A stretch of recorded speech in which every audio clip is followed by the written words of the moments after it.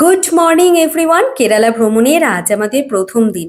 এই প্রথম দিনে কি কি দেখে ফেলেছি তার অলরেডি একটি ভ্লগ তোমাদের সাথে আমি শেয়ার করেছি বাহুবলী ওয়াটারফলসের।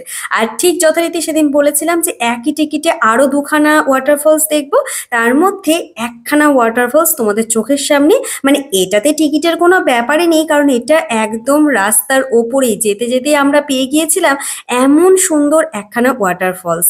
আর ঠিক এই কারণেই মনে হয় এই সুন্দরী কেরালাকে ঈশ্বরের নিজের দেশ বলা হয়, কারণ যেতে যেতে এমন অনেক সুন্দর দৃশ্য আমরা পেয়েছি। এখন আমি চলে এসেছি কেরালা ত্রিশূর জেলার আরো একটি মনোরম স্থানে। এখানকার স্থানীয় লোকেদের ভাষায় এই ওয়াটারফলস এর নাম ভাড়াচাল, কিন্তু আমরা মানে যারা এক ঝলক চট করে দেখে উচ্চারণ করছি ভাজাচাল। তো ভাড়াচাল হোক আর ভাজাচালই হোক, আলটিমেটলি কিন্তু এই জলপ্রপাতটিও আমাদের বেশ ভালো লেগেছে। এমন সুন্দর ওয়াটারফলস উপভোগ করার জন্য এখানে কিন্তু কোনো রকম কোনো প্রবেশ মূল্য নেই।